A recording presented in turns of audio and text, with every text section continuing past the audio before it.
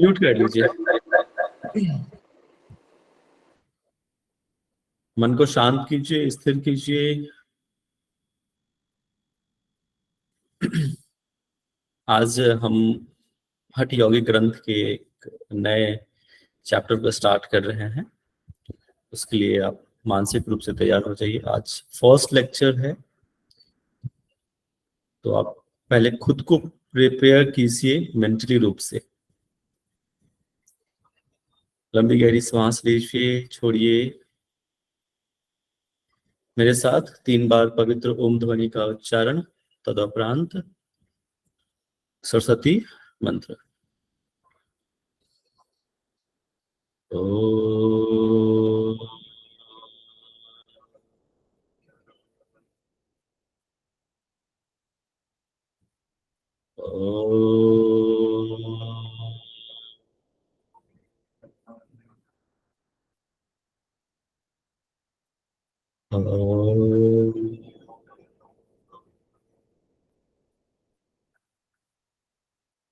सरस्वती नमस्तुभ्यं वरदे कामरूपिणी विद्यारंभं करिष्यामि सिद्धिर्भवतु मे सदा। ओम शांति शांति। Join your palm, rub your palm, put on your face. Under your palm, open and close your eyes, whole face and whole face. Okay, सभी को प्रणाम, नमस्कार। आप सभी का स्वागत है इस हठ प्रदीपिका के हठ रत्नावली के इस व्याख्यान माला में, है ना। हम अभी भी हठ प्रदीपिका के जोन में ही है। एक्चुअली बहुत सारा लेक्चर हठ प्रदीपिका का हमने लिया था, अप्रोक्स आई थिंक 33 ना, इसलिए अभी भी हम अपन उसी जोन में है। खैर, तो हठ रत्नावली एक नया चैप्टर है हठ योगी ग्रंथ का। अच्छा, कोई बता सकता है कि हठ रत्नावली यूजीसी नेट के कौन से यूनिट में है? 5th यूनिट में सर। और कौन से पेपर है ये, फर्स्ट या सेकंड? ये तो पता होनी चाहिए। सेकंड। ठीक है, बेसिक चीज है, पता होनी चाहिए। बहुत बढ़िया, ठीक है। तो यूजीसी नेट का जो सिलेबस है उसमें हठ योगी ग्रंथ के ये पेपर 2 में, ठीक है, यूनिट नंबर 5 में ये पूछा जाता है। जिसने भी हठ प्रदीपिका पढ़ी है, करीब करीब 70 से 80%, 70 to 80% जो है ये हठ प्रदीपिका को कवर करता है रत्नावली। ठीक है। अच्छा, कोई बताओ हठ प्रदीपिका के रचयिता कौन थे? स्वामी सात्वाराम। ठीक है, तो उन्हीं से प्रेरित होकर जो है हठ रत्नावली के जो रचयिता हैं श्री श्रीनिवास भट्ट, ठीक है, उन्होंने हठ रत्नावली की रचना करी है। और देखा जाए तो उसका जो काल रहा है, हठ प्रदीपिका का काल क्या था बताइए? 13 से 15। और इसका जो काल रहा है 1650 से, हाँ, अप्रोक्स 16 से 17 से पहले। और इसके बाद हठ घिरण संहिता 17वीं शताब्दी में घिरण संहिता आया था। तो आप सोच सकते हो, थोड़ा सा आप कोरिलेट करके समझो कि हठ प्रदीपिका पहले आया, ठीक है, तो मतलब स्वात्मा राम ने सबसे पहले हठ प्रदीपिका की रचना करी। इसके बाद उसी से इंस्पायर्ड होकर श्रीनिवास भट्ट ने क्या किया, हठ रत्नावली की रचना करी है। क्योंकि बहुत सारा चीज, बहुत सारे श्लोक आपको हठ प्रदीपिका के डायरेक्ट मिल जाएगा। कुछ ही अंतर है, 20% ही थोड़ा सा डिफरेंस मिलता है, बाकी एज इट इज है, सेम है। तो इसलिए बहुत आसानी में आप इसको समझ भी पाओगे और इजिली लर्न भी कर जाओगे। ठीक है। इसके बाद आपने देखा होगा घिरण संहिता 17वीं शताब्दी के आसपास वो आया था। ठीक है, तो उसके बाद उसके बीच में जो है घिरण संहिता और हठ प्रदीपिका के बीच में हठ रत्नावली की रचना करी श्रीनिवास भट्ट ने। और श्रीनिवास भट्ट जो थे वो कहते हैं अपने आप, उसको अपने आप के बारे में, वो शर्वर, ये क्वेश्चन एक बार पूछा हुआ था कि वो किसके पुत्र, शर्वर के पुत्र थे वो। ठीक है, बहुत ही विद्वान, अखंड विद्वान थे। हर वेद पुराण समझ लो, ये सारे ही ग्रंथ जो भी आप समझ लीजिए ग्रंथ हैं, उनके ये प्रखंड विद्वान थे। ठीक है।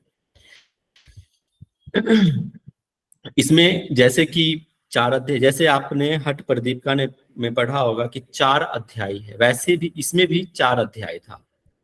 ठीक है। यहाँ पे ऐसा कोई भी वर्णन नहीं है कि ये चतुरंग योग है। ठीक है, यहाँ पे ऐसा मत समझना कि चतुरंग योग है। यहाँ पे थोड़ा सा जब आप हठ रत्नावली पढ़ोगे तो 1-2 जगह आपको कंफ्यूजन आएगा। थोड़े से मुझे लग रहा है कि उस टाइम पे श्रीनिवास भट्ट थोड़े से कंफ्यूज रहे होंगे। कभी वो मतलब बहुत विविधता 1-2 श्लोकों में मिलती है, कभी वो कुछ कहते हैं, कभी वो कुछ कहते हैं। आपको मैं जब श्लोक पढ़ाऊंगा तो आपको समझ में आ जाएगा कि क्या है एक्चुअली, क्या कहना चाह रहा है। ठीक है। तो मैं ये सोच रहा हूँ कि सबसे पहले मैं आपको ना स्लाइड ही प्रेजेंट कर देता हूँ, ताकि इजीली आपको अंडरस्टैंड हो जाए कि हमें क्या क्या पढ़ना है 4th चैप्टर में, चारों 1st, 2nd, 3rd, 4th में क्या क्या है। ठीक है। और आप उसका चाहो तो स्क्रीनशॉट भी साथ में लेते जाना। वैसे तो मैं इसको भेज दूंगा पीडीएफ, वो आज खत्म हो जाएगा। स्क्रीन प्रेजेंट हो रहा है तो बताना।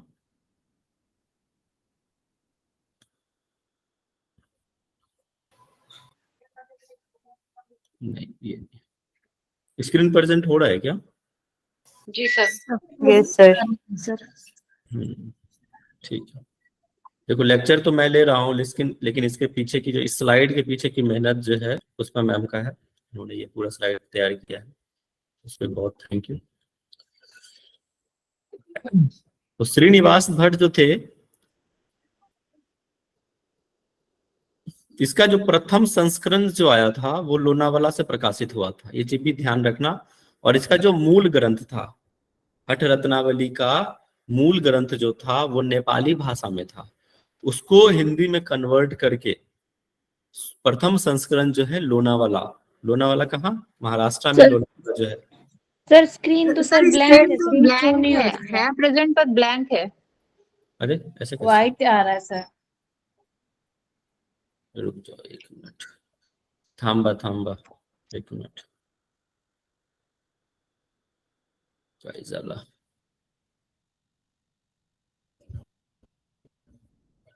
तो समझे, इसमें जो है ये पहला जो इसका जो निकला था वो नेपाली भाषा में था मूल ग्रंथ, समझ रहे हो। और इसका प्रथम संस्करण जो है वो लोनावाला के द्वारा प्रकाशित हुआ था। कर लगा? चलो देखो अब प्रेजेंट, अब दिख रहा है? जी सर। चलो ठीक है।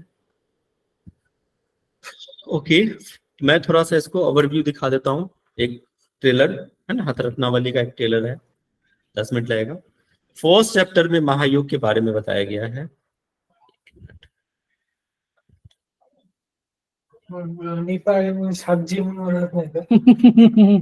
क्या हो गया,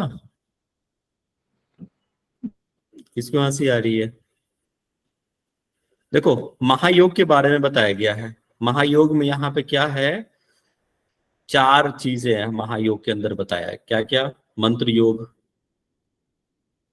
लय योग, राजयोग और हठ योग, और ये चारों को ही महायोग कहते हैं। एक एक करके हम समझेंगे। तो महायोग ये हुआ। अष्ट कर्म का फल बताया गया यहाँ पे ना। आप बताओ, घिरण संहिता में कौन से कर्म आपने पढ़ा था? षटकर्म। षटकर्म। षटकर्म। ये बताया है। यहाँ पे थोड़ा सा डिफरेंस है, यहाँ पे क्या है, अष्ट कर्म की चर्चा है। थोड़ा सा ना घिरण संहिता भी इसी से लिया गया होगा, क्योंकि 17वीं शताब्दी थी, इसके बाद लिखा गया होगा वो। ठीक है। तो अष्ट कर्म के बारे में बोला गया है। यहाँ पे 2 अलग अलग है, एक तो गजकर्णी और दूसरा चक्री, 2 ऐड है, बाकी सारा चीज सेम है। धोतिर, वस्ती, नेति, नौली, त्राटक, कपाल भाती। कपाल भाती को किया यहाँ क्या कहा गया है, मस्तक भ्रांति। ठीक है जी। यहाँ पे कपालभाति का है मस्तक भ्रांति। ये सब चीजें पॉइंट्स हैं। मैं आपको ये विश्वास दिलाता हूं कि आज का जो लेक्चर है, इस लेक्चर से आपको कम से कम 60% जो है क्वेश्चन आ जाएगा, 60 से 70।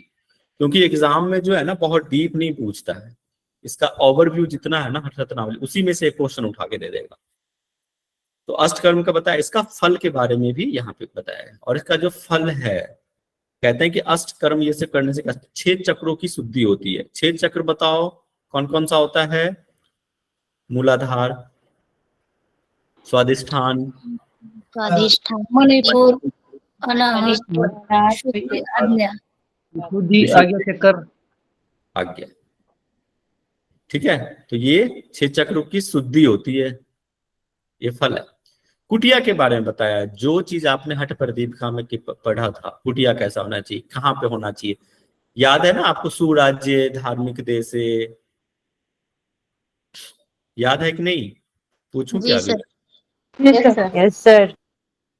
ठीक है, संतोषी जी बताइए, सुराज्य सुनाइए। सुराज्ये धार्मिके देशे सुभिक्षे निरुद्रवे धनुः प्रमाण पर्यन्तं शिला अग्नि जल वर्जिते एकांते मठिका मध्ये हठ योगिना स्थातव्यम्। अच्छा, ठीक है। स्थातव्यम हठ योगिना। एक मिनट। हाँ, हेलो, ठीक है, तो ये है। इसके बाद इसमें एक और चीज था कि जो मठ कैसा होना चाहिए, आपका जो योगाभ्यास करने के लिए मठ कैसा होना चाहिए। हेलो, हाँ, अभी तो नहीं, नहीं अभी तो नहीं है, क्या लाए नहीं।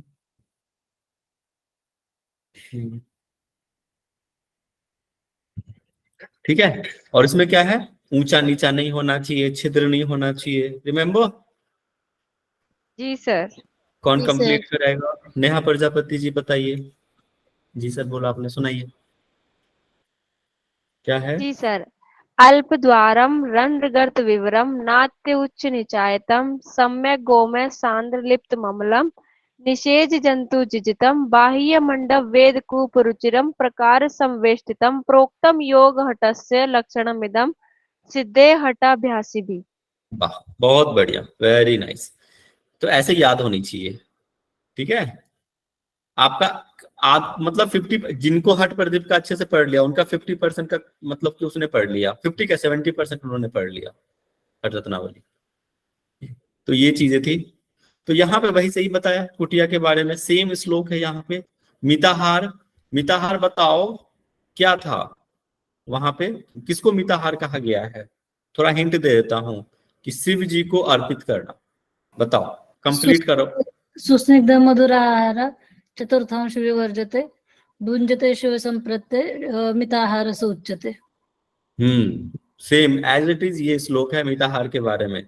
देखिए आप लोगों का ना, आप लोग कहते थे कि सर हट प्रदीप का जो है रिवीजन करा दो, भाई आपके लिए रिवीजन ही हो रहा है ये हट प्रदीप का।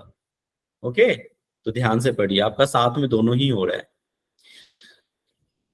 तो ये मिताहार के बारे में यहाँ पे सेम पथ्य और अपथ्य सेम एज इट इज हट प्रदीप का है ना? पूजा जी सुनाइए, पथ्याहार कौन सा था?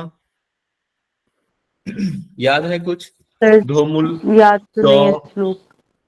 किसको याद है? गोधूमसाली यव, गोधूमसाली यव, रिमेम्बर? गौरव जी सुनाइए। जी मैं सुना। पथ्याहार क्या? हाँ जी। गोधूम काली यवष्टिक क्षीराज्य खंड सीता मधुनी सुष्टि पटोलक पंचशाक आदि। थोड़ा सा मिस हो रहा है सर। कोई बात, इतना भी याद है तो बहुत अच्छी बात है, मतलब कोशिश करो याद कर लो, एक दो बार और देखोगे ना। ये तो सडन हो गया, अगर आप लोग प्रिपेयर करके आते तो शायद आपको याद होता। ठीक है, तो ये पथ्य आहार सेम एज इट इज यहाँ पे हट रत्नावली में। अपथ्य आहार बताइए, कटु, अम्ल, लवण, एनीवन? एक व्यक्ति सुनाइए कोई। पूजा जी। सर मैं सुनूं। हाँ सुनाइए, प्रजापति जी सुनाइए। कट्व अम्ल लवण तीक्ष्ण नहीं, कटु अम्ल तीक्ष्ण लवणोष्ण हरित शाक 100 वीर तैल सरसप मध्य मत्स्यान अजादि मात दधि तक्र कुल्लत थकोल पिंडया हिंगा लशनाद्य पथ्य माहू। आजादी का मतलब क्या है बताओ? आजादी का मतलब सर बकरे का मांस। बहुत बढ़िया, वेरी गुड, मन प्रसन्न कर दिया आपने तो। चलिए अब आगे देखते हैं। सेम वैसे ही यहाँ पे पथ्य अपथ्यहार सेम रिपीट है। साधक बाधक तत्व सेम एज इट इज, साधक बाधक तत्व भी यहाँ पे है। याद होगा आप लोगों को, साधक बाधक उत्साह साहस धैर्य, है ना? कौन सुनाएगा? ये तो याद होना ही चाहिए। इस पूजा जी, ठीक है, सुनाओ, आप सुनाओ, पूजा अग्रवाल जी सुनाइए। साधक तत्व उत्साह साहसा धैर्य तत्व ज्ञानाश्च निश्चयात् जन संग परित्यागात् षड्वियोग प्रसिद्धति।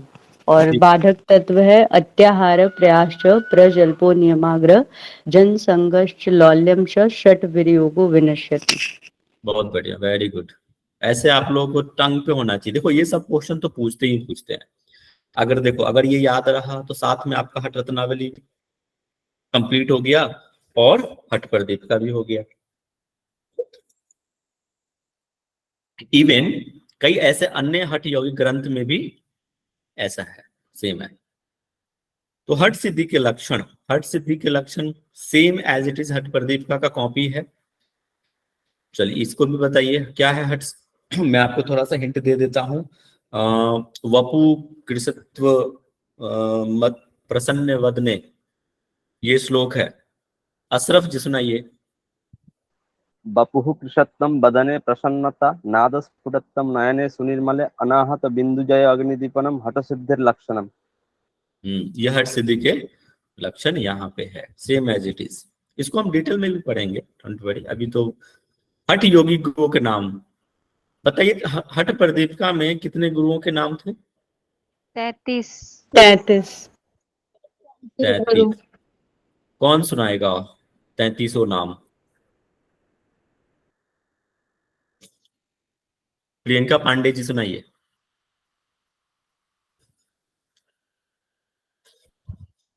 नीलू सोनी जी, ठीक है, सुनाओ सुनाओ।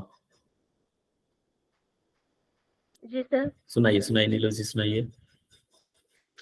श्री आदिनाथ मत्स्येंद्र शाबर आनंद भैरवा चौरंगी मीन गोराक्ष विरूपाक्ष विलेशया मंथानुभयोगी सिद्धि बुद्ध शकंतड़ी कोरंटका सुरानंदा सिद्धि पाद शचरपटी कानेरि पूज्य पादश्च नित्यनाथो निरञ्जनः कापालि बिन्दुनाथश्च काकचण्डीश्वराय अल्लामः प्रभुदेवश्च घोड़ाचोली चटिन्टिणी भानुकी नारदेवश्च भानुकी नारदेवश्च खण्डकापालिकस्तथा इत्यादयो महसिद्धा हठयोग प्रभावतः खण्डयित्वा कालदण्डं ब्रह्मांडे विचरन्ति ते। चलो बहुत बढ़िया, बहुत बढ़िया, अति सुंदर। देखिए आपकी तालियों की बौछार हो गई ग्रुप में तो, इतनी सारी तालियां, वाह बहुत बढ़िया। नीलू जी देखो, आप कैसे भी याद करो, याद होना चाहिए। गाना गा के याद करो, कविता जैसे याद करो, जैसे भी याद करो, बस याद होना चाहिए। बहुत सुंदर नीलू जी, बहुत बहुत सुंदर। ठीक है, चलिए फिर आगे बढ़ते हैं। तो हठ योगी गुरुओं के नाम जो हैं, बस यही है जो हठ प्रदीप का है। अब आता है दूसरे चैप्टर। फर्स्ट चैप्टर तो ये था as it is same.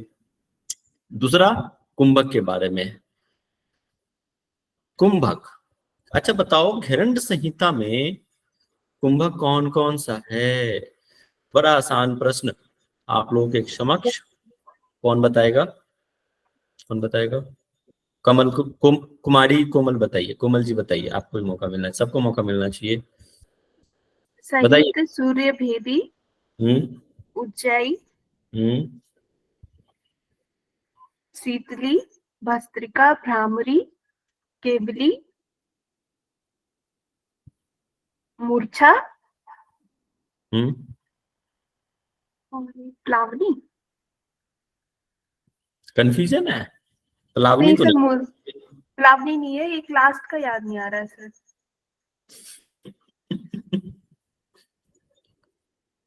Complete कौन सही। करेगा? काजल जी सुनाइए फटाक से। मैं सर सुनाऊं सर? सूर्य भेदन उज्जयी, बेटे, शीतली, चित्तारी, भस्त्रिका, मूर्छा, प्लावनी, इति अष्टकुंभका। अरे अरे, हट घेरंड संहिता मैंने पूछा है, और मुझे पता था। अच्छा सॉरी सर, मुझे लगा हट का दीपिका सुना है। सहिता सूर्य भेदन से उज्जयी, शीतली, भस्त्रिका, भ्रामरी, मूर्छा, केवली, इति अष्टकुंभका। हाँ ठीक है, सेम एज इट इज। हट प्रदीपिका का कॉपी नहीं है ये। घेरंड संहिता यहीं से उड़ा, यहाँ पे अलग है। ठीक है, बस एक चीज का डिफरेंस है यहाँ पे, एक अलग है, एक कुंभक जो है अलग है। ठीक है, किसी को पता है कौन सा अलग है? पहले पढ़ा होगा, देखे तो केवल सही। कुंभ, भुजंग करने क्या? सर। भुजंग, भुजंग करनी। हम्म। ठीक है, यहाँ पे ये अलग है एक, उसको हम देखेंगे। 10 मुद्रा से महामुद्रा, महावेद, जो भी मुद्रा हमने पढ़ा था सेम एज इट इज। 10 मुद्रा जो हट प्रदीपिका का है सेम यहाँ पे 10 है। पर्यायवाची शब्द कुंडलिनी के पर्यायवाची है, इसमें खेचरी का वर्णन है, भ्रिकुटी के बारे में। भ्रिकुटी किसको कहते हैं, कहाँ पे होता है भ्रिकुटी? बताइए। दोनों भावों के मध्य है। पिंगला का पर्यायवाची, ईरा के पर्यायवाची, ये सारे पर्यायवाची शब्द आपको मिलेंगे सेकेंड चैप्टर में। जब हम श्लोक देखेंगे ना, वहां पे डिटेल इसका हम एक्सप्लेनेशन देखेंगे। अभी बस थोड़ा अष्टांग योग के बारे में है। ठीक है, अष्टांग योग के बारे में और कहाँ कहाँ वर्णन है? एनीवन?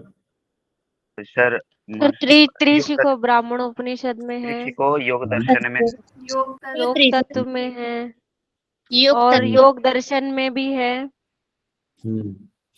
ऐसे आपको याद करना सिद्ध पड़ेगा। देखिए, सिद्ध सिद्धांत में भी है। जैसे हठ रत्नावली, यहाँ पे थोड़ा सा चीजें ना अलग है। हठ रत्नावली में भी अष्टांग योग के बारे में दिया है, लेकिन इन्होंने दो भाग में बांट दिया, कायिक नियम और मानस नियम के तौर पे दे दिया है अष्टांग योग। ऐसा यहाँ पे इस तरह से नहीं दिया कि यम नियम, आसन, प्राणायाम, प्रत्याहार, धारणा, ध्यान, समाधि, इस तरह से वर्णन नहीं है। उन्होंने दे दिया है कायिक नियम और मानस नियम, और उसमें भी 14-14 बताया गया है। आप इसको कायिक नियम को आप यम नियम से भी समझना, कायिक और मानस नियम को यम नियम से भी आप समझ सकते हो। मतलब सिर्फ समझने की दृष्टिकोण से, सेम वैसा नहीं है यहाँ पे।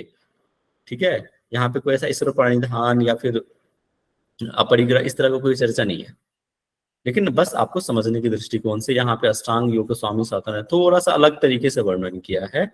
दो भागों में बांट दिया, कायिक नियम और मानस नियम। जैसे आप हठ प्रदीपिका में चतुरंग योग की चर्चा है। ठीक है, घेरंड संहिता में सप्तांग योग की चर्चा है। पतंजलि योग सूत्र में अष्टांग योग की चर्चा है। आप तेजोबंधु उपनिषद में 15 अंग बताया गया है। अभी आप लोगों ने उपनिषद पढ़ा होगा। ठीक है, अभी जैसे किसी ने कहा था त्रिशिकी ब्राह्मण उपनिषद में, वहां पे अष्टांग योग 8 अंग बताया गया है। इसके बाद श्वेताश्वर जो उपनिषद में षडांग योग की चर्चा है, 6 अंग बताया गया है। गोरख संहिता षडांग योग की चर्चा। ऐसे ही यहाँ पे ये आप कंपैरेटिव स्टडी करोगे तो आपको ये चीजें याद होनी चाहिए ढंग से कि कहाँ पे कौन से हठ योगी ग्रंथ में, कौन से उपनिषद में, कौन से योग की चर्चा है, कितने अंग बताया गया है, ये चीजें आपको याद रखना है। इसी सबसे प्रश्न पूछते हैं। ठीक है, तो ये हम डिटेल देखेंगे जब हम श्लोक पढ़ेंगे। तो कायिक नियम हो गए 14, मानस नियम 14। आसन बताया गया है सेम वैसे ही हठ प्रदीपिका में भी है, घृण संहिता में भी है, वैसे यहाँ पे 84 लाख आसन बताए गए थे, फिर उसमें 84, फिर उसमें 32, यहाँ पे क्या है 84 बोला गया। अब जैसे कि हठ प्रदीपिका में 84 आसन मुख्य, यहाँ पे भी वैसे ही है। और हठ प्रदीपिका में कितने बताए गए थे आसन? 15। 32 सर। अरे हठ प्रदीपिका कहाँ गया? Sorry sir 15 sir. 15 है। हाँ ऐसे मत कीजिए गलती। तो 15 था। यहाँ पे क्या है 84 के बाद डायरेक्ट 14 बताया गया, और उसमें भी 4 मुख्य। ठीक है, 4 मुख्य वहां पे हठ प्रदीपिका में जो था सेम है, सिंहासन, भद्रासन, पद्मासन और भद्रासन। उसमें भी एक मुख्य बताया गया, यहाँ पे तो नहीं लिखा है लेकिन एक है, बताओ कौन सा हो सकता है? सिद्धासन। सिद्धासन से मैक्सिमम हठ योगी ग्रंथ में सिद्धासन को सबसे सर्वोपरि रखा गया है। ठीक है, तो सिद्धासन को प्रमुख विशेष बताया गया है। नारी शुद्धि की चर्चा है, नारी शुद्धि के लक्षण है ना। इसमें एक चीज अलग थोड़ा सा देखने को मिलता है आसन में, कि इसमें प्रकार बताया गया है। जैसे पद्मासन के विभिन्न प्रकार हैं, जैसे 4 प्रकार पद्मासन को हो गया, मयूरासन के 6 प्रकार, कुक्कुट के 4-5 प्रकार, मत्स्यचंद्र आसन के 3, पश्चिमोत्तानासन के 2 और कुर्मासन के 3 प्रकार, ऐसे 3 प्रकार बताया गया। क्वेश्चन आपको इस तरह से पूछ सकता है कि स्वामी ये श्रीनिवास भट्ट के अनुसार मत्स्यचंद्र आसन के कितने प्रकार, या हठ रत्नावली के अनुसार पश्चिमोत्तान आसन के कितने प्रकार हैं, ऐसे भी क्वेश्चन डायरेक्ट पूछा जा सकता है। तो ये चीजें ध्यान रखना है, वो है आगे श्लोक में पूरा दिया हुआ है। श्रेष्ठ आसन चाहिए हो गया। चलो अब हम आगे बढ़ते हैं 4th में। अब देखो 4था है, अब हठ प्रदीपिका पढ़ते थे, वहां पे नादानुसंधान था, मतलब एक समाधि की अंतिम अवस्था बताई थी। ठीक है, तो वहां पे भी समाधि की चर्चा थी, यहाँ पे भी है। ठीक है, नाद के बारे में चर्चा है। यहाँ पे क्या नाद के बारे में थोड़ा सा डिफरेंस मिलता है। जब आप हठ प्रदीप, तो गोरक्षनाथ के अनुसार बताया गया था कितने 1.25 करोड़ ले, उसमें प्रमुख कौन सा? आवाज जा रही है ना मेरी? जी सर। जी सर। हाँ, यहाँ पे क्या है अलग है, शिव जी के अनुसार बोला है 1.25 करोड़ नहीं, 1 करोड़ से अधिक। ये थोड़ा सा डिफरेंस मिलता है, पॉइंट्स है, ये ध्यान में रखना है।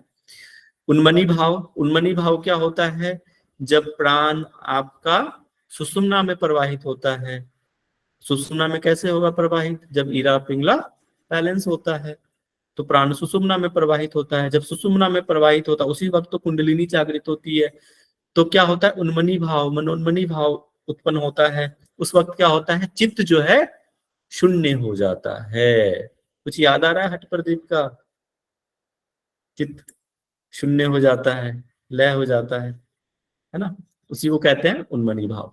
अवस्थाएं, 4 अवस्थाएं याद है? अभी रिमेम्बर 4 अवस्थाएं कौन कौन से है? आरंभ अवस्था, आरंभ, परिचय, घट, निष्पत्ति। निष्पत्ति अवस्था। ठीक है, ये 4 अवस्थाएं हैं और सेम एज इट इज है। वहां पे भी जो ग्रंथि थी सेम, ब्रह्म ग्रंथि, रुद्र ग्रंथि और विष्णु ग्रंथि थी ना, 4 अवस्थाएं में। सिर्फ घटावस्था में नहीं था, परिचय में नहीं था। परिचय अवस्था में नहीं था। Yes, same as it is. यहाँ पे 72,000 नस नाड़ियां हैं, यहाँ पे बताया गया है। प्रमुख उसमें 14 है। ये इंपोर्टेंट है कि 14 जो नाड़ी है इसके बारे में आपको याद रखना होगा। अलम्बुसा, कुहू, कुछ याद आ रहा है ना? ये आप कहाँ पढ़े थे? एक और अभी आपको मैंने गोरक्ष संहिता में। गोरक्ष संहिता में पढ़ा था। वहां पे कितने थे? 10 नाड़ियां थी सर वहाँ पे। 10। पिंडन की प्रक्रिया, ये जो पिंड क्या है, सृष्टि कैसे निर्माण होता है, पंच तत्व कैसे हुआ बना है ना। पहले आकाश आया, पृथ्वी, जल, अग्नि, वायु, आकाश, मतलब आकाश से बना, वायु फिर आया, ठीक है, फिर अग्नि, इस तरह से फिर जल, फिर पृथ्वी, इस तरह से एक सीरीज है, उस तरह से बना है। सृष्टि की रचना कैसे हुई, तो इसको हम, ये जब आप सिद्ध सिद्धांत पद्धति पढ़ोगे ना तो वहां पे विस्तृत चर्चा है पिंड के बारे में, बहुत डिटेल है वहां पे सिद्ध सिद्धांत पद्धति में, बट यहाँ पे बहुत ज्यादा डिटेल नहीं है, थोड़ा सा इसका चर्चा है। तो ये 4 हमें चैप्टर्स पढ़ने हैं। ओके चलो, और इसी के डिटेल जो अभी मैंने आपको डिटेल बताया ना, सबका सारा यहाँ पे सार यहाँ पे थोड़ा सा दे दिया है, एक एक करके फिर से आपको समझ लेते हैं। महायोग के बारे में, चित्तवृत्ति, ये थोड़ा सा इंपॉर्टेंट है। ये बताओ कहाँ पे आपने पढ़ा था चित्तवृत्ति? पतंजलि योग सूत्र, पतंजलि। यहाँ पे वैसे बताया कि चित्तवृत्तियों का निरोध कर को ही महायोग कहा गया है, ठीक है। और सिद्धियां प्राप्त हेतु महान योगियों ने इसको 4 भागों में वर्गीकृत किया गया है। जैसे मंत्र योग, मंत्र योग किसको? मन्नात त्रायते इति मंत्र, जो मन को तार दे इसी को मंत्र कहते हैं। आप कोई भी मंत्र ले लो, गायत्री मंत्र ले लो, शांति मंत्र, इसके बाद कोई भी मंत्र, शांति मंत्र से लेकर रुद्राष्टकम, कोई भी मंत्र होता है ना, ठीक है, वो आपके मन को तारने का काम करता है, बैलेंस करने का काम करता है, स्थिर करने का काम करता है, ठीक है। तो पहला हो गया मंत्र। दूसरा लय, अभी तो नीलू जी गाना गा रहे थे ना, कैसे सुर मिला के लय हो गया, टूटता नहीं है, एकदम लयबद्ध होकर। अभी अब मैं कोई पढ़ा रहा हूँ, एकदम लय में पढ़ा रहा हूँ, लेकिन बीच में कोई माइक अनम्यूट करके कुछ बोलने लग जाए तो क्या होगा? मेरा लय टूट जाएगा, है ना। और फिर हम अपने साधना से भट जाएंगे। मतलब ये क्या, अभी मैं पढ़ा रहा हूँ तो मेरा साधना है ना, डिस्टर्बेंस हो जाएगा। तो लय योग ये है। तीसरा राजयोग, राजयोग के बारे में बहुत, खासकर राजयोग जब चर्चा आती है ना तो सबसे ज्यादा कौन महापुरुष है जो इसके बारे में बताया है? स्वामी विवेकानंद। स्वामी विवेकानंद जी। बहुत बढ़िया, विवेकानंद ने बहुत डिटेल राजयोग के बारे में बताया गया है, ठीक है। तो राजयोग के बारे में आपने और कहाँ पढ़ा है? इसका पर्यायवाची शब्द पढ़ा था ना, बताइए कहाँ पढ़ा था? हठ योग। हठ योग प्रतिकामेश्वर। हाँ, हठ योग। राजयोग का मतलब समाधि की अवस्था, ठीक। और चौथा है राजयोग के बाद चौथा है हठ योग, ठीक है। हठ योग में हकार और ठकार, हकार और ठकार का मिलन, मतलब पिंगला और ईरा का मिलन, हकार मतलब पिंगला, ठकार मतलब ईरा, दोनों का संयोग ही हठ योग कहलाता है। और ये चारों ही प्राणियों के लिए मोक्ष प्राप्ति के साधन बताया गया है। आपको क्वेश्चन पूछ सकता है कि प्राणियों के लिए मोक्ष प्राप्ति के साधन क्या है, ऑप्शन दे देगा, ठीक है। मंत्र, लय, राज, हठ, उपरोक्त सभी, ऐसे भी लिख सकता है, या फिर कोई चारों में से एक ऑप्शन भी दे सकता है, ठीक है। तो ये चीजें आपको ध्यान में रखना है। बस ये चीजें आप लोग पढ़ सकते हो खुद से, ये तो मैं स्लाइड आपको दे दूंगा, ठीक है। ओके, सेम चीज जो भी आपको मैंने बताया ना, बस वैसे ही है इसमें, आप इसको पढ़ लेंगे। अष्टकर्म है, ऐसा तो नहीं है ना कि सर आप ये छोड़ के जा रहे हैं, मुझे पढ़ना है, बताओ बताओ, ऐसा कोई तो नहीं है। क्योंकि हम जो है श्लोक पढ़ेंगे उसमें ज्यादा डिटेल हम पढ़ेंगे, इसलिए इतना लोड लेने की जरूरत नहीं है कि सर आप आगे पढ़। मोटा मोटी मैंने आपको इसका ओवरव्यू दे दिया है महायोग। अष्टकर्म के बारे में है, चक्री है, नौली, 2 प्रकार यहाँ बताया गया, बाह्य नौली और अंतरा। आप जब वहां पढ़ेंगे तो क्या था, वाम नौली, दक्षिण नौली, कहाँ पढ़ा था आपने? और भ्रमर नौली, मध्यम नौली, ये सब पढ़ा था ना आपने? घेरण संहिता। यहाँ पे नौली के बारे में चर्चा, बाह्य और अंतर नौली। यहाँ पे ना जब आप इसको जब श्लोक में पढ़ोगे तो डिटेल अच्छे तरीके से एक्सप्लेनेशन नहीं है। बाह्य नौली का बता दिया है कि जब अपने उदर को दक्षिण और वाम की तरफ ले जाना और घुमाना वेग से, लेकिन अंतर नौली के बारे में ईरा और पिंगला का चर्चा है, कुछ स्पष्ट नहीं दिया हुआ है, इसीलिए इतना आपको टेंशन लेने की जरूरत है, जो दिया हुआ है बस उतना समझना। धोती 4 अंगुल चौड़ा, ये वस्त्र के बारे में कैसा, मतलब वस्त्र की जो लंबाई चौड़ाई कितनी होनी चाहिए, तो 4 अंगुल चौड़ा, 20 हाथ लंबा, अकॉर्डिंग टू हठ रत्नावली। हठ प्रदीपिका में कितना था बताओ? 15 हाथ लंबा। नेति के बारे में 6 वितस्ती है, सेम वहां भी 6 वितस्ती की चर्चा थी आई थी। छह अस्थि था ना? नहीं सर, एक भी आठ- तस्ती नहीं एक सर, वितस्थि एक सर, ये एक आठ वितस्थि था सर, 8 अस्थि 9 इंच, एक एक एक भी तस्ती नौ नौ इंच एक था। वितस्थि नौ सर, इंच एक एक भी वितस्थि। तस्ती। एक भी अस्थि था क्या? अच्छा अच्छा, जी सर, एक भी तस्ती मतलब 9 इंच। 9 इंच था। हाँ, एक वितस्थि मतलब 9 इंच, तभी तो 9 × 6 = 54, 54 इंच। ओके, यहाँ पे 6 वितस्थि बोला गया है नीति के लिए। ठीक है, तो ये थोड़ा सा पॉइंट्स ध्यान में रखना। हठ रत्नावली में कितना था और हठ प्रदीपिका में कितना था। ठीक है, ये चीजें आपको ध्यान नोट कर लेना, हाईलाइटर से ये सब चीजें। हट जो भी स्क्रीनशॉट लेना चाहे लेते रहना। वस्ती थोड़ा सा लेट छोड़ूंगा, 6:15 छोड़ूंगा, चलेगा ना? 6:15 तक किसी को कोई दिक्कत तो नहीं है? 6:15 सर, फिर 6:30 बजे हमारी क्लास होती है तो 15 मिनट का तो है डिफरेंस, सर। और तो आराम समझ आराम, इतना जाएंगे लोड तो। भी नहीं है। चलो ठीक है, मैं थोड़ा सा फास्ट बढ़ता हूँ। वस्ती के बारे में है, वायु वस्ती, जल वस्ती। ठीक है, वहां पे आपने पढ़ा होगा। देखिए, आपका रिवीजन भी करा रहा हूँ मैं पुराने सब्जेक्ट का। वायु वस्ती मतलब स्थल वस्ती जिसको कहते हैं। यहाँ पे आसन के बारे में मैं आपको बताया था, कौन सा आसन है? पश्चिमोत्तानासन। पश्चिमोत्तानासन, और जल वस्ती में उत्कटासन, उत्कट आसन। ठीक है, गजकर्णी। वहां पे क्या है ना, गजकर्णी को श्लोक में नहीं है, अंदर नहीं लिया, थोड़ा साइड से दिया गया है, लेकिन यहाँ पे क्या कर दिया है, गजकर्णी को इंक्लूड कर दिया है, यहाँ पे अलग से नहीं है लिया है।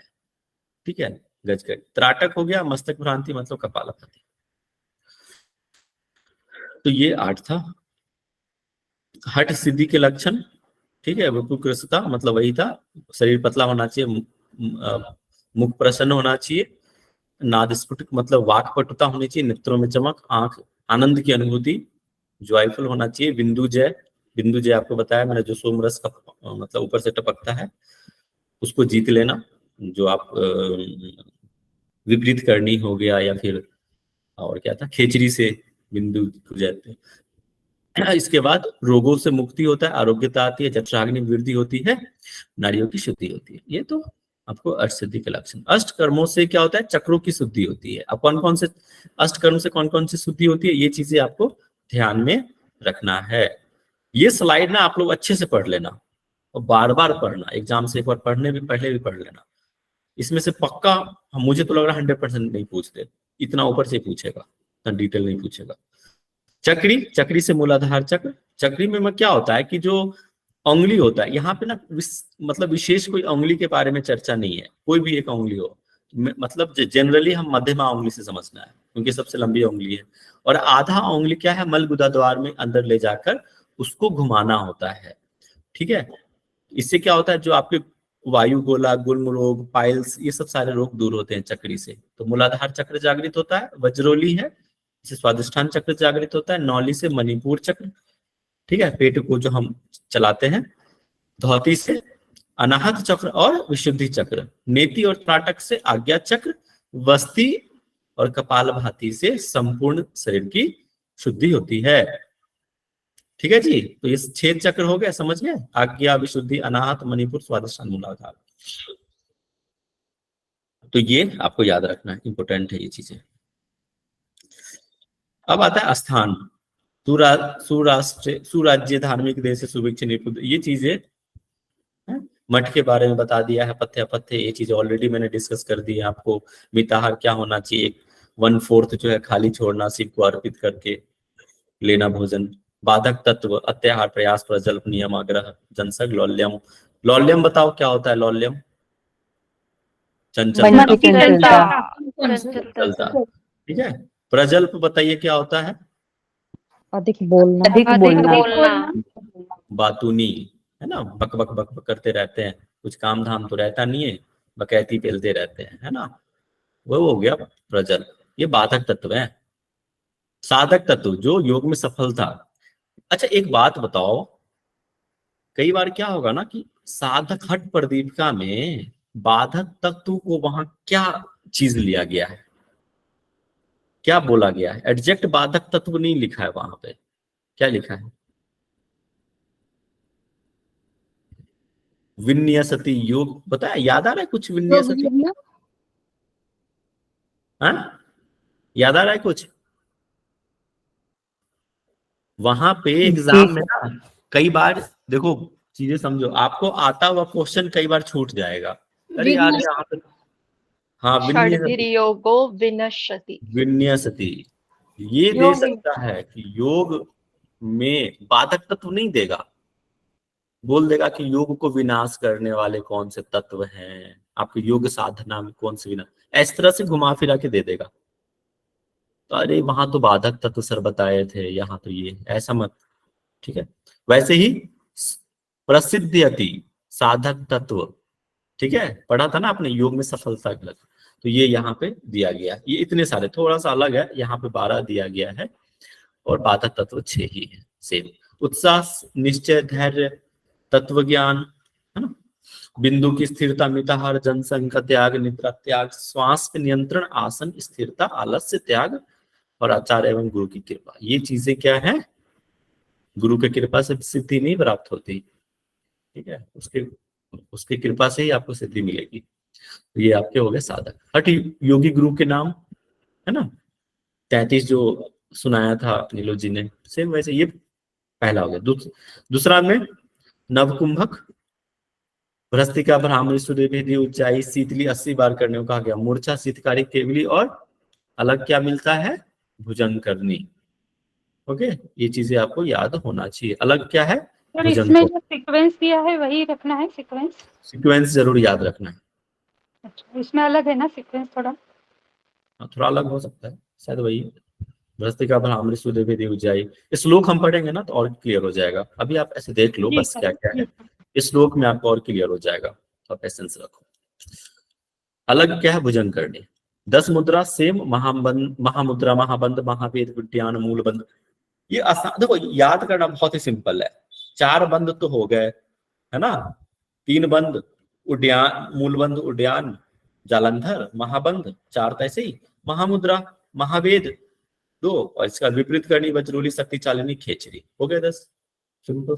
तो ऐसे याद रखना।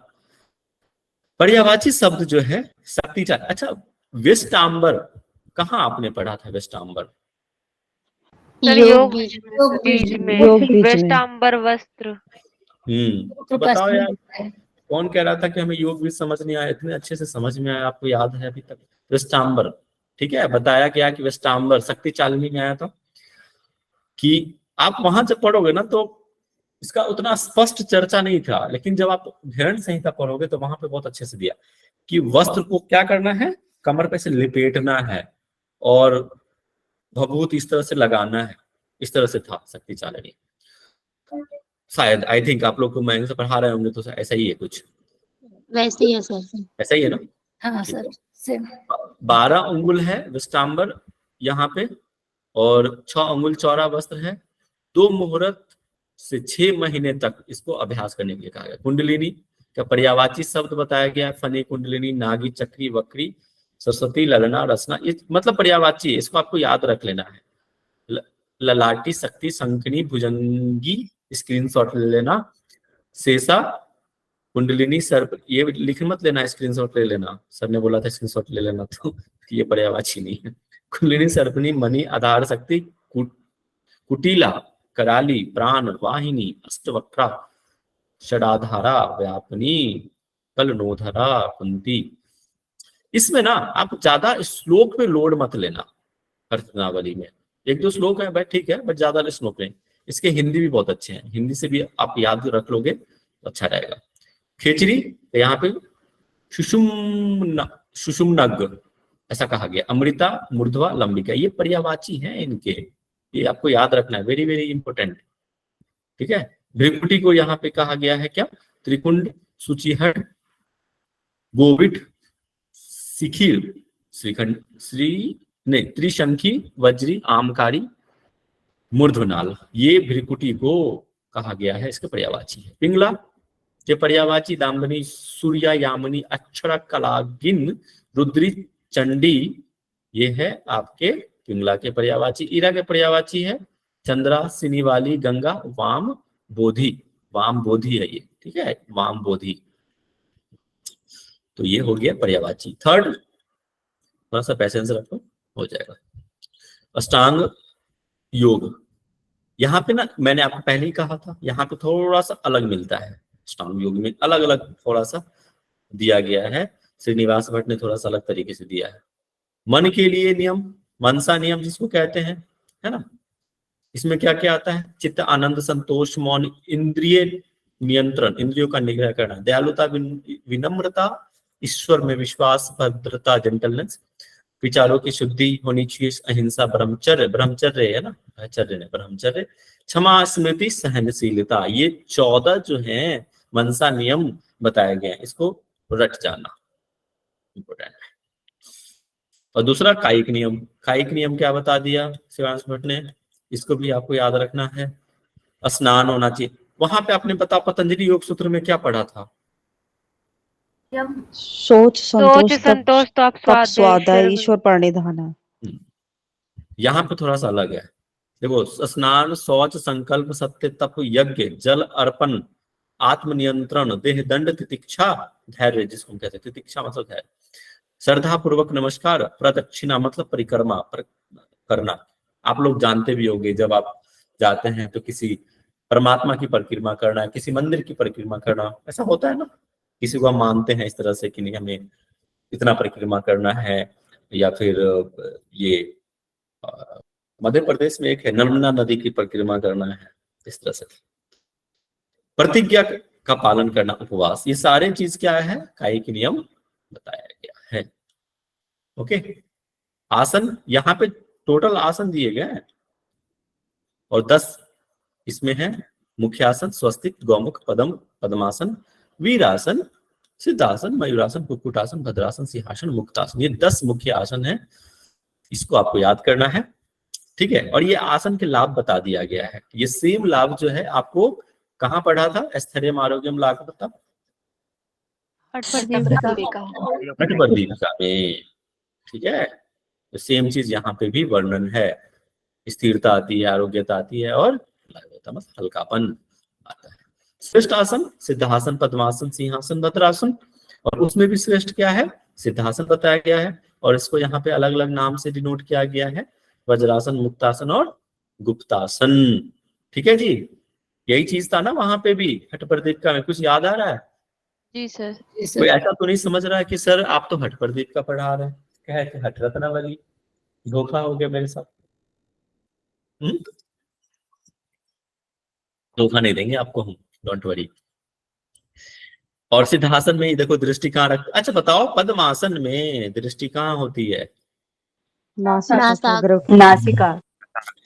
ठीक है, सिर्फ वही है, बाकी सब में ना भूमध्य दृष्टि है। भावों के दोनों दृष्टि जो भूमध्य होनी चाहिए, दोनों भावों के बीच, त्रिकुटी जहां पे है। इसके बाद 1 वर्ष के बाद सफलता प्राप्त होती है। सेम चीज वहां पे भी था ना, किसको 1 वर्ष में सफलता, कौन योगी को? तो जो ब्रह्मचारी होगा, मिताहारी होगा, योग परायण होगा, त्यागी होगा। था कि नहीं? था कि नहीं? जी सर। जी सर। उनको सफलता प्राप्त होगा। सेम चीज यहाँ पे रिपीट है। ओके, अब आता है भद्रासन, सभी व्याधियों का नाश करने वाला। ये लाभ बता दिया है, सभी व्याधियों का नाश करने वाला। सिंहासन में नासिका के अगर भाग में दृष्टि है, आपको मैंने बताया ना अभी, सेम चीज है। आप सिर्फ और सिर्फ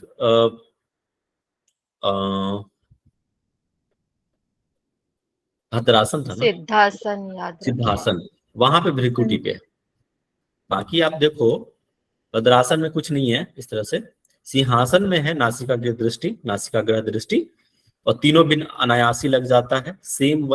तीनों सेम रिपीट है, चारों आसन के लिए सेम चीज रिपीट है। पद्मासन में यहाँ पे बद्ध पद्मासन की चर्चा है, सेम जालंधर बंद लगता है, नासिका ग्रह दृष्टि है, सभी लोगों को नाश करने वाला है पद्मासन, मोक्ष की प्राप्ति होती है। सेम चीज था वहां पे भी, यहाँ पे भी। ये देखो अन्य नाम मैंने, हाँ जी सर वहां तो मोक्ष हमें सिद्धासन से मिल रहा था ना। अरे तो ऐड हो गया, कुछ अलग हो गया, उसमें क्या दिक्कत है? सिद्धासन भी हो सकता है। अभी हम तो श्लोक पे नहीं आया है, श्लोक पे आने दो। देखो यहाँ तक लिखा है ना, मोक्ष के द्वार खोलता है, वहां पे तो था सिद्धासन में मोक्ष का पाठ भेदनम। कुछ याद आ रहा है? मोक्ष का पाठ का भेदन करता है, था कि नहीं?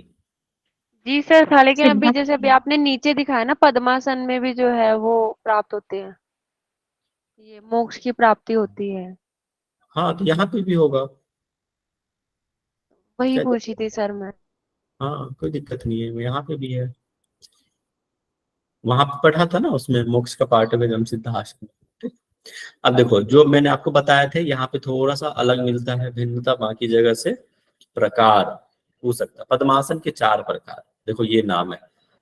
अब एग्जाम में दे देगा कि कर पद्मासन की चर्चा कौन से हठ योगी ग्रंथ में है। आप तो कंफ्यूज हो जाओगे, अरे यार कर पद्मासन क्या होता, बद्ध पद्मासन तो हमने सुना था, ये कर पद्मासन क्या है। तो यहाँ पे है संपुटित पद्मासन, शुद्ध पद्मासन, बद्ध पद्मासन तो आपको पता ही है। तो ये 4 प्रकार। मयूरासन के दंड मयूरासन, ठीक है, आपको ये पता है। पार्श्व मयूरासन, ये भी। सहज मयूरासन, बंध मयूरासन, पिंड मयूरासन, एक पाद मयूरासन, ये सारे 6 प्रकार जो है रत्नावली में वर्णन है। कुक्कुटासन के 5 प्रकार, पंचचूली कुक्कुट, ये पूछा हुआ है इस तरह से। बंध चूली कुक्कुटासन, अकारित कुक्कुटासन, एक पाद कुक्कुटासन और कुक्कुटासन, ये 5 प्रकार को बताया गया है रत्नावली में। ठीक है, एटलीस्ट प्रकार तो जरूर याद कर लेना, एक बार जरूर इसको 1-2 बार देख लोगे तो समझ में आ जाएगा। ठीक है, याद कर लो तो वेल एंड गुड। बहुत अगर डिफिकल्ट क्वेश्चन सेट होता है तो जाके इस तरह के क्वेश्चंस अंदर, बंध चूली कुक्कुटासन कहाँ कौन से हठ योगी ग्रंथ में वर्णन है। देखो सिंपल सा है, किसी भी हठ योगी ग्रंथ में इस तरह से वर्णन नहीं है, सिवाय हठ रत्नावली, सिर्फ हठ रत्नावली में ही इसका वर्णन है। तो ऑप्शन दे दे हठ रत्नावली तो मार देना, अगर उठपटांग इस तरह से कुछ भी अगर पूछ दे कि अकारित कुक्कुटासन कहाँ है, अगर ऑप्शन में हठ रत्नावली तो मार देना अलग तरीके से। मत्स्येंद्रासन के 3 प्रकार, बद्ध मत्स्येंद्रासन, पार्श्व मत्स्येंद्रासन और एक मत्स्येंद्रासन। पश्चिमोत्तानासन विदो पश्चिमोत्तानासन, सहति पश्चिमोत्तान आसन, ये चीजें थी। प्राणायाम के बारे में है, नारी शुद्धि का होने से क्या उन्मनी भाव को प्राप्त होता है।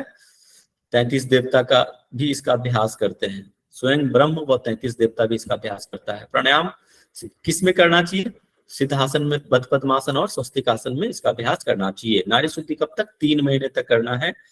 ठीक है, और देखो यहाँ पे क्या समय बता दिया है, 20 टाइम्स, 4 बार। 4 बार कैसे, प्रातः, मध्याह्न, साय और अर्धरात्रि। ये चीजें हठ प्रदीपिका में भी वर्णित था ना। Yes sir. जी सर।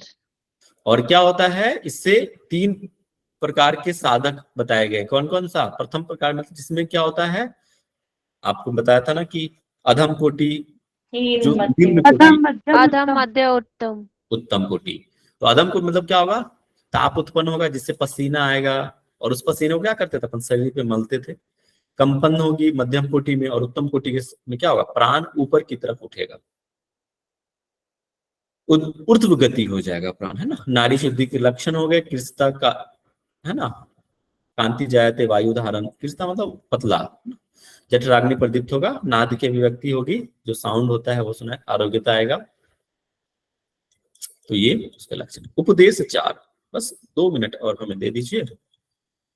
समाधि, जिस प्रकार पानी में नमक मिलाकर एक रूप हो जाता है, उसी प्रकार समाधि में योगी क्या होता है, आत्मा और मन मिलाकर एक रूप हो जाता है। सेम चीज आपने कहाँ पढ़ा था, बताओ बताओ। हट्टा प्रदीपिका। चलीले सैंधव मठ प्रदीपिका। कौन इसका स्वामी है, देखो ये भी चीज आपने पढ़ा था। इंद्रियों का स्वामी मन है, मन का स्वामी वायु, वायु का स्वामी लय, और लय किस पे आश्रित है, नाद पे आश्रित है। और कितने प्रकार के बताए, 1 करोड़ से अधिक। नाद मतलब होने से क्या उन्मनी भाव को प्राप्त होता है। नाद, कानों को बंद करके नाद का अनुभव कीजिए। ये मतलब देखो अनाहत नाद की बात कर रहा है, ठीक है, जो आपके अंदर 2 प्रकार के नाद, आहत और अनाहत। सेम चीज यहाँ पे वर्णन है। प्रथम जो कोटि के साधक हैं, नाद सबसे पहले कैसा, नहीं ऐसा है वर्णन कि सबसे पहले कैसा सुनाई देगा नाद की, समुद्र की मेघ, समुद्र का मेघ का गर्जन, तबला, है ना, झरने की ध्वनि, सबसे पहले ये साउंड सुनाई देगा। इसके बाद छोटे तबले, शंखनाद, घंटियां, मुरली, ये सब वर्ड आपको सुनाई देगा। छोटी घंटियां, वीणानाद, मधुमक्खी, भ्रमर, ये सेम हठ प्रदीपिका में भी है। अब वहां अगर पढ़े होंगे तो सेम चीजें हैं। सबसे लास्ट में भ्रमर, है ना। शुरुआत और अंतिम पूछता है जनरली कि सबसे पहले कौन सा साउंड सुनाई देगा, समुद्र, और सबसे अंत में भ्रमर। ठीक है, 4 अवस्थाएं, आरंभावस्था, घटावस्था, परिचय अवस्था, निष्पत्ति अवस्था। आरंभावस्था में ब्रह्म ग्रंथि का वेदन होता है और इससे क्या होगा, छन छन अनाहत नाद सुनाई देगा। घटावस्था में विष्णु ग्रंथि का भेदन होता है, अति शून्य भेरी का, मैंने आपको इमेज भी दिखाया था, भेरी, महाराष्ट्र में ये चीज ज्यादा होती है। भेरी लंबा सा तुरतुरी करके होता है, रहता है वो लंबा। ठीक है, शिवाजी महाराज जैसे नहीं, कोई राजा महाराजा आता था तो बजाता था तुतारी बोलते हैं सर मराठी में उसको। क्या? तुतारी। तुतारी, हाँ। और देखो एक तुर ही होता है, वो थोड़ा सा लंबा होता है। भेरी मतलब उसका छोटा साइज होता है एक। ठीक है, उसमें 2 प्रकार होते हैं। ठीक, इसके बाद होता है निष्पत्ति। इसमें परिचय अवस्था में कोई ग्रंथि नहीं है, यहाँ पे ऐसा कुछ नहीं, खाली है, ढोल की ध्वनि सुनाई देगी। निष्पत्ति अवस्था में रुद्र ग्रंथि का वेदन होता है और वीणा का ध्वनि सुनाई देगा। ये इंपॉर्टेंट है, ये पूरे ही स्लाइड एक्चुअली इंपॉर्टेंट है। आरंभ अवस्था में क्या होगा, योजी, ये सब चीजें मैं आपको श्लोक में बता दूंगा, डोंट वरी। क्या होता है एक्चुअली, ये दिया गया कि आरंभावस्था में क्या होगा कि योगी अजस्वी हो जाएगा, अरोगी होगा, दिव्य देह हो जाएगा, दिव्य गंध, है ना, चित्त प्रसन्न हो जाएगा, अंतर्दृष्टि होगी, शून्यचारी। घटावस्था में कामदेव के समान शरीर हो जाएगा, परमात्मा की प्राप्ति। परिचय अवस्था में प्राण जो है महाशून्य में मिल जाएगा, सिद्धियों की प्राप्ति होगी, चित्त का आनंद, चित्त जो है आनंद से भर जाएगा, कोई रोग नहीं होगा, है ना, भूख प्यास क्षुधा ये सब चीजें नहीं आएगी। निष्पत्ति में क्या होगा, प्राण आज्ञा चक्र में, जहाँ पे शिव का स्थान है, केदार का स्थान, वहां पे पहुंच जाएगा निष्पत्ति अवस्था। नाड़ी 72,000 नाड़ी बताए थे, है ना, नाड़ी चक्र, उसका उद्गम। 16 अंग, शरीर का माप, ये वहां पे भी था पटवर्दीपिका में। पूरे शरीर का माप कितना है, 96 अंगुल। ये जो शरीर के बारे में जो बताया गया है ना अंगुल, ये सबसे अच्छा आपको वशिष्ठ संहिता में, हाँ, वशिष्ठ संहिता में पूरा माप अच्छे से दिया गया है कि 4 अंगुल नीचे क्या है, 4 अंगुल ऊपर क्या है, कहाँ पे क्या है, मतलब एग्जैक्ट पूरा वर्णन आपको वशिष्ठ संहिता मिलता है। मेरुदंड, यहाँ पे थोड़ा सा 32 हड्डियां बोल रहा है, ऐसे तो देखा जाए तो 33 होती है, और फ्यूज होके फिर वो आई थिंक कितना 26, मेरुदंड में ना 26 होता है ना हड्डियां, 26 है, 26। और फिर वो बच्चे फिर वो अनफ्यूज रहते हैं, बाद में फ्यूज होके वो, तो 33 होना चाहिए यहाँ पे। खैर देखेंगे श्लोक में क्या कहता है। ओके, 72,000 नाड़ियां हैं। मूलाधार का उद्गम नाड़ी चक्र 14 है। ये चीजें आपको याद होनी चाहिए, वेरी वेरी इंपॉर्टेंट। कौन कौन सा, सुषुम्ना को कहा गया सरस्वती, पिंगला को सूर्य कहते हैं, रजस ये गुण हो गया, इसका रजस गुण हो गया। सरस्वती कुहू यशस्विनी वरुणी गंधारी शंखनी पूसा विशोहरी जिह्वा अलम्बुसा हंसनी ईरा। ईरा यहाँ पे सोम कहा गया, मतलब चंद्र से कहा गया है, और इसकी प्रकृति क्या है, इसके गुण क्या है, तमस। ओके, तो ये था हमारा 4th चैप्टर लास्ट। यही इतनी ही चीज हमको डिटेल में श्लोक के माध्यम से हम पढ़ेंगे।